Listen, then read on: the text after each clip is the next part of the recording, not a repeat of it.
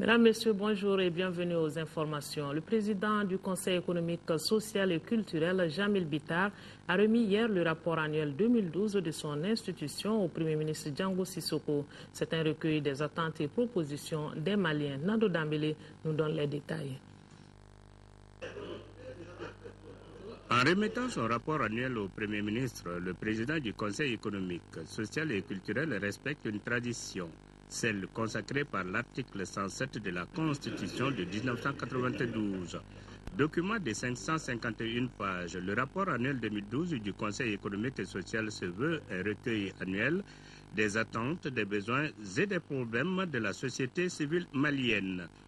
Je ne doute, Monsieur le Premier ministre, pas que le recueil annuel 2012 soit un instrument pour orienter les pouvoirs publics dans leur prise de décision au plan économique, social et culturel.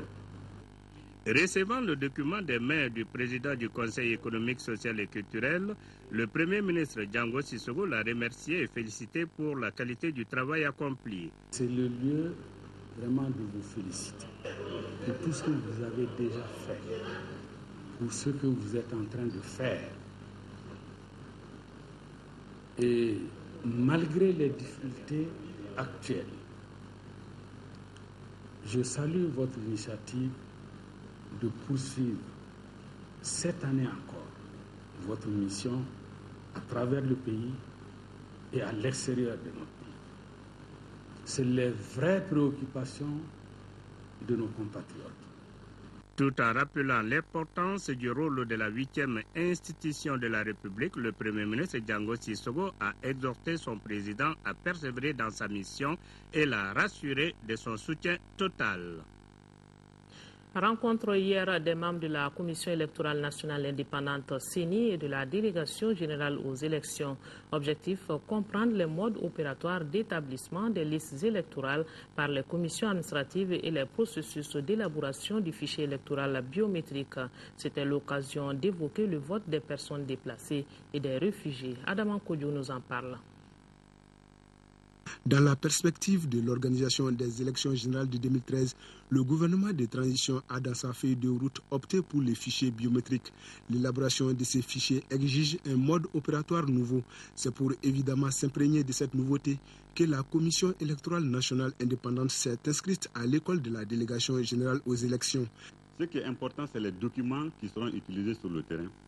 C'est les différentes opérations qui vont être menées. Donc il était important que les membres de la CENI sachent effectivement en quoi consiste même l'établissement des listes électorales biométriques. Mais avant tout, nous avons tenu à définir ce que c'est la biométrie et surtout à faire comprendre les avantages et les limites aussi de la biométrie. Parce qu'on a tendance à croire que la biométrie est une panacée. Je l'ai dit à tous les niveaux et dans tous les pays que la biométrie est nécessaire, voire indispensable pour la fiabilisation du fichier électoral, mais la biométrie ne résout pas tous les problèmes qui sont liés à la mise en œuvre du processus électoral. Selon les schémas présentés, l'élaboration du fichier électoral biométrique nécessite l'implication de 3 structures. Il s'agit du ministère en charge de l'administration territoriale, des commissions administratives d'établissement des listes électorales et de la DGE. Les membres de la CENI ont été informés que les dispositions sont prises pour que les déplacés et les réfugiés puissent voter. Cependant, la DGE, qui attend quelques 400 ordinateurs de travail, prévient qu'à l'état actuel, les textes demandent la possession de la carte NINA et celle d'électeur pour pouvoir voter. Et dans le dispositif technique que nous avons défini pour procéder à l'établissement des listes électorales dans les zones stables, les mêmes dispositifs sont à peu près répandus pour ce qui concerne l'identification, l'inscription et le vote et des déplacés et des réfugiés. Nous retenons que la délégation générale travaille d'arrache-pied pour pouvoir jouer pleinement sa partition. Naturellement, il y a quand même des problèmes techniques auxquels elle est confrontée. Nous espérons que ces problèmes vont être résolus dans les très prochains jours. Les électeurs potentiels enregistrés par la délégation générale aux élections sont au nombre de plus de 6 900 000. Et puis ce constat, les prix des denrées ne sont pas stables et cela est inadmissible. Ces mots sont du secrétaire général de l'Union nationale des travailleurs du Mali. Pour Chaka Diakité, la flambée des prix a atteint son paroxysme, une situation qui met à rude épreuve le pouvoir d'achat des Maliens. Pour en savoir davantage, suivons cet entretien qu'il a accordé à notre reporter Mohamed Diarra. Ce salaire qui est le revenu essentiel du travailleur malien ne lui permet plus de vivre. Tellement les prix sur le marché sont inabordables.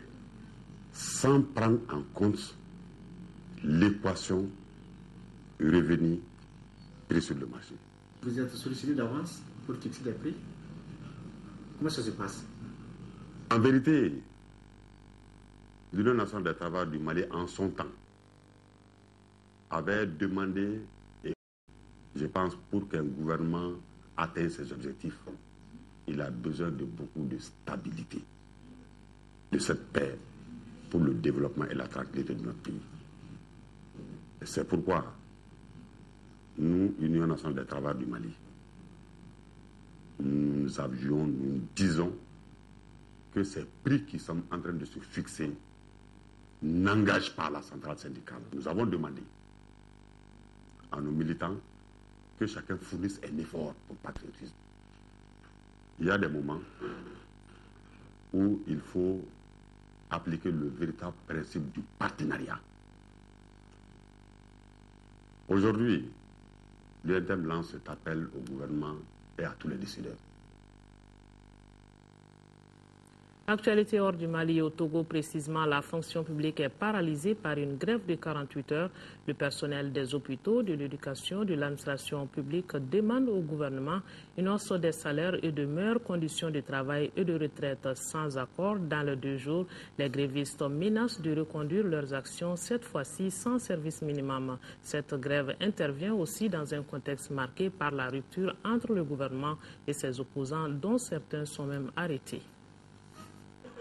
Grève dans la fonction publique togolaise. Les personnels des hôpitaux, de l'éducation nationale et des administrations publiques ont lancé un mouvement social de 48 heures. Le mouvement reconductible a été fortement suivi dans plusieurs établissements scolaires de la capitale. Les revendications portent sur les salaires, les conditions de travail et de départ à la retraite.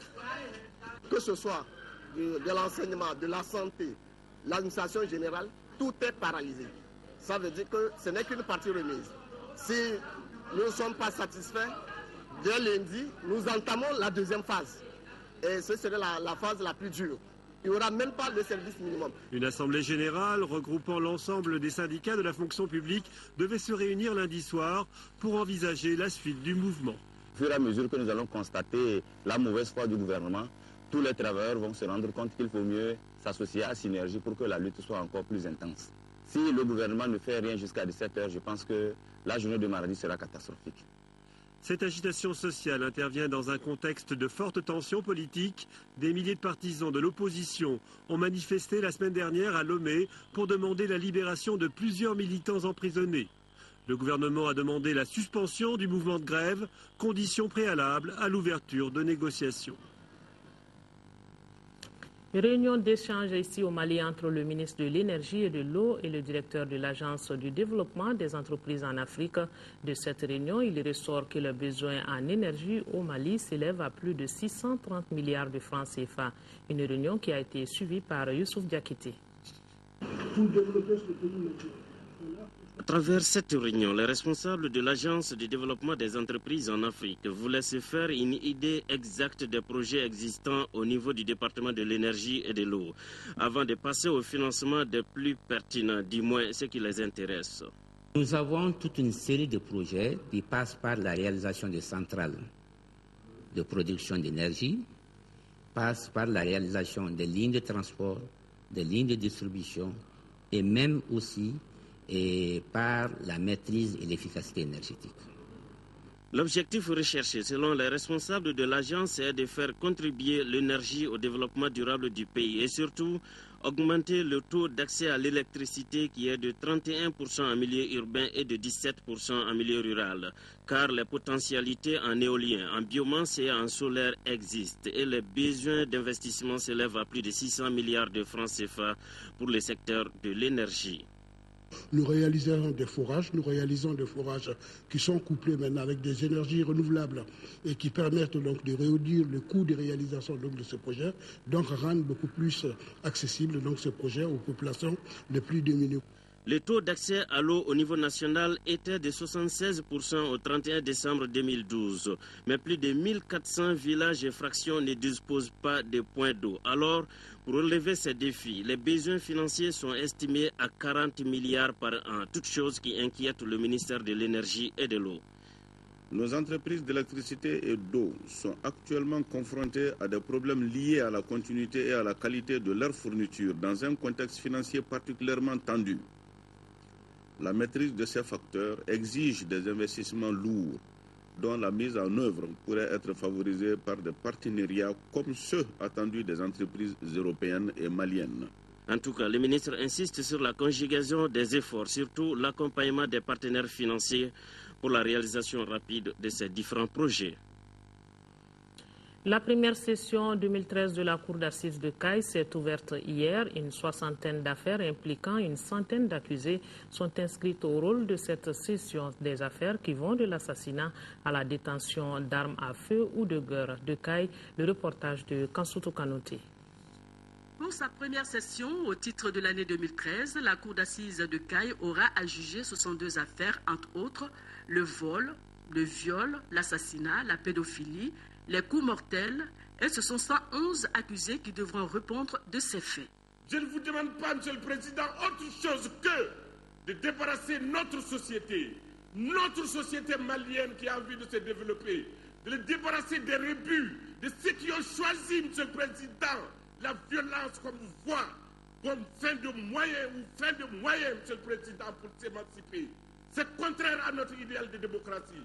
À propos de la crise sécuritaire, le procureur général a dit que le Mali ne mérite pas cela et espère que les intellectuels maliens, la société civile du Mali et surtout la classe politique en tireront les meilleurs enseignements possibles, car cette situation dramatique, selon Moussa Bakayoko, n'est autre chose que la somme de nos indifférences, de nos silences coupables face à une manière de gouverner. Quant aux représentants de l'ordre des avocats, il a invité la Cour à rendre des arrêts justes et équitables afin de convaincre les pessimistes qui disent que la justice est amère. Aux magistrats professionnels que vous êtes, déjà rempli la tâche du barreau a peu de choses à vous dire, sinon le vœu d'avoir des arrêts justes. Moussa Bakayoko, procureur général, a souhaité que le président qui sera élu en juillet puisse bâtir un Mali nouveau où les institutions seront confiées à des hommes et à des femmes capables de les animer, avant d'ajouter qu'il faut que l'État retrouve toute son autorité et que l'on lutte contre l'injustice, le clientélisme, le favoritisme et le népotisme qui freinent tout processus de développement. À noter que 6 assesseurs ont prêté serment. Et nous restons à Caille pour parler de cette opération dénommée Opération Enfant de Noël qui est à sa 3e édition. Et pour cette édition, dont le lancement a eu lieu dimanche dernier, donc plus de 15 000 cadeaux constitués de jouets, de vêtements et de matériel didactique d'une valeur de plus de 300 millions de francs CFA seront distribués dans le cercle de Caille. C'est dans une grande joie donc que les enfants du camp militaire Mamadou Lamine Dramé de Caille ont reçu ces cadeaux. Et c'est ce que nous dit un de nos correspondants à Caille, Mahamadi Alioubari. Ce sont les enfants du camp Mamadou Lamine Dramé de Caille qui étaient à l'honneur pour le lancement de cette 3e édition de l'opération Enfant de Noël. Ils ont reçu des cadeaux constitués de vêtements, de matériel didactique et de jouets. Nos voyants soldats sont en train de se battre sur le front. Ils ont leur famille dans les camps. C'est une marque de solidarité et de reconnaissance à leur égard. Parce que qui rend joyeux un enfant, rend joyeux sa mère, son papa qui est au front, ça lui remonte le moral, ça lui réconforte. Et nous rendons joyeux tout le camp militaire. Le commandant de la 4e région militaire, le lieutenant-colonel Fagimba Keita, qui présidait cette cérémonie, s'est dit satisfait de ces gestes hautement symboliques. Nous sommes dans la dynamique de contribution à l'effort de guerre. C'est une façon aussi Donc on est très heureux que cette année, le camp Lamine Dramé a abrité ces donations. L'occasion était opportune pour le coordinateur régional de l'opération Enfants de Noël de rappeler à l'assistance comment est née cette opération. L'opération Enfants de Noël est née depuis les États-Unis. Nous savons que là-bas, à chaque fête de Noël, les enfants ont un cadeau à travers leurs parents. Ils ont appris que dans d'autres coins du monde, il y a des gens qui n'ont pas accès à ces cadeaux. Et cela les étonne beaucoup. Ainsi, ils ont exigé à chaque fête de Noël que leurs parents fassent 2 cadeaux. Donc le premier cadeau, c'est pour eux. Le deuxième cadeau serait collecté pour des enfants dans d'autres coins du monde qui n'ont pas accès à ces cadeaux. Au cours de cette opération dans le cercle de Caille, plus de 15 000 cadeaux composés de matériel didactique, de vêtements, de jouets seront distribués pour un montant global d'environ 300 millions de francs CFA. Retour à Bamako et direction le centre Djoliba à présent qui a rouvert ses portes. Cela après une année de fermeture. L'annonce a été faite hier au cours d'une conférence de presse et c'était au siège de la dite structure. Modibo Soiré était présent pour nous et suivons son reportage.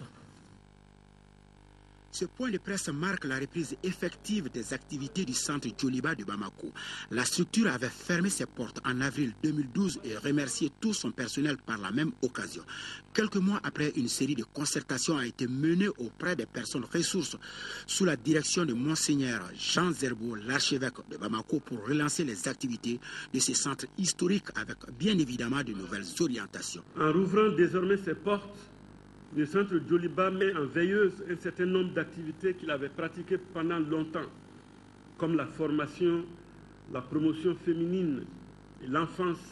Bref, tous ces programmes qu'il exécutait avec l'appui de partenaires stratégiques et financiers. Peut-être qu'un jour, il y reviendra sous une forme ou une autre. Le centre Djoliba nouveau se focalisera dans un premier temps sur ces 2 activités fondatrices, la documentation et les conférences débats. La documentation bibliothèque a été réouverte depuis plusieurs mois. Elle a déjà retrouvé son rayonnement d'antan. Nous voulons l'enrichir d'un nouveau concept, un nouveau produit répondant à un besoin réel. Il s'agit de l'initiative Un livre, un auteur, une manière de pousser les Maliens à la lecture et à l'écriture. Les conférences débats, c'est le concept qui a marqué des générations entières de Maliens depuis la création du centre Djoliba. La réflexion est en cours pour mettre en place un comité pluridisciplinaire responsable des débats publics au centre Djoliba. Pour ce nouveau départ, l'institution va s'atteler à réfléchir sur ses fondements statutaires et réglementaires afin de se doter d'une personnalité juridique en s'inscrivant mieux dans l'organigramme de l'église de l'archidiocèse de Bamako. Structure d'appui pour leur capacité d'intervention des acteurs de notre pays. Le centre Djoliba a été créé en janvier 1964 et s'est défini comme une organisation d'inspiration chrétienne catholique. L'hydrocéphalie, c'est le sujet que traite Focus Santé, une maladie que l'on rencontre chez les enfants. Par exemple, si la tête de votre bébé grossit très rapidement dès le bas âge, n'hésitez pas à consulter urgemment un neurochirurgien. Ce facteur peut même menacer la vie de l'enfant dont l'état général n'est pas bon. Heureusement, consulter à temps. Le traitement de l'hydrocéphalie se fait avec succès en 30 minutes pour une opération à l'hôpital du Mali. Le magazine Santé, c'est une réalisation de Tchessira Dambeli.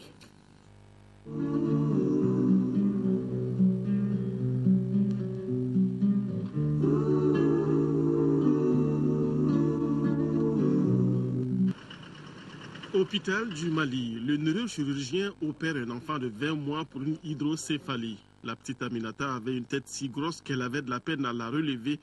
Elle était à peu près comme ses autres enfants dont l'état inquiète les parents. Heureusement que le traitement chirurgical de l'hydrocéphalie a évolué.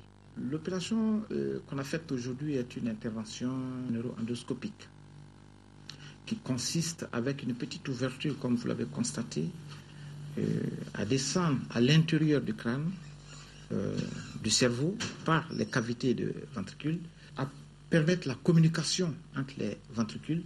Et secondairement, les plexus choroïdes, c'est comme des fleurs, des bourgeonnements à l'intérieur de ces cavités ventriculaires sont responsables de la fabrication du liquide céphalorachidien. Alors, il suffit en ce moment-là de les cauteriser, de les coaguler pour qu'il n'y ait pas d'une production excessive du liquide céphalorachidien. La plupart des enfants qui naissent avec cette pathologie dans les régions reculées ne parviennent pas à Bamako parce qu'on estime qu'ils ne sont pas viables. Alors, c'est le lieu de dire que ces enfants sont bien viables, qu'on peut les traiter et qu'on peut les guérir. Une tête grosse, des signes de strabisme et un état général de visu pas très fameux, voilà quelques signes extérieurs d'un enfant souffrant d'une hydrocéphalie. Cette augmentation du volume de la tête est due à une accumulation du liquide céphalorachidien à l'intérieur de la boîte crânienne. La principale cause de cette maladie, c'est un problème de circulation du liquide céphalorachidien qui nourrit le système nerveux. L'un des ventricules ne communique pas avec l'autre. Secondairement, les causes infectieuses, comme dans les pays en voie de développement, il y a beaucoup de méningites. Ces méningites sont l'une des causes principales de ces hydrocéphalies. La troisième cause, c'est la cause tumorale. Des tumeurs à l'intérieur de la boîte crânienne peuvent être également responsables de ces hydrocéphalies. Dans le cas qui nous concerne ici, une augmentation du liquide céphalorachidien, une augmentation de ce liquide dans les ventricules se fera aux dépens de la substance cérébrale, donc du cerveau. Le groupe le plus atteint d'hydrocéphalie est constitué d'enfants de 0 à 1 an et même plus qui naissent avec leurs problèmes. À l'hôpital du Mali, où la prise en charge de la maladie se fait avec succès, avec un bon bilan préopératoire, 30 minutes suffisent pour l'intervention chirurgicale salvatrice. Alors, si on arrive à contenir la production normale ou excessive du liquide céphalorachidien et à permettre une communication normale entre les ventricules, l'hydrocéphalie est contenue et peut être considérée comme guérie. Selon l'Organisation mondiale de la santé, sur une population de 12 millions, entre 0,25 et 0,41% des personnes ont une hydrocéphalie. Aujourd'hui, maladie traitable, ces premiers signes devraient pouvoir être détectés par les parents et le personnel soignant à la base. Tout enfant qui naît avec une tête qui est plus grosse que la normale est un enfant suspect. Voilà, on va dire comme ça.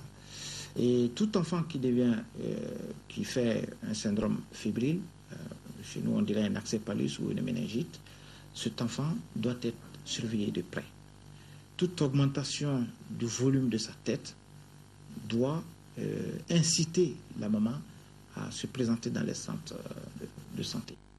Après l'opération chirurgicale, le neurochirurgien programme un contrôle 3 mois après, mais il aura déjà senti dès le bloc opératoire qu'il a réussi grâce au rétablissement de la communication entre les ventricules.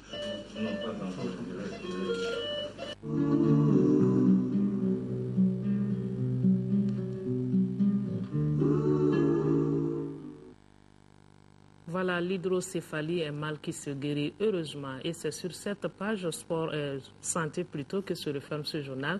Les éditions du soir vous seront présentées par Nyanya Alou Traoré.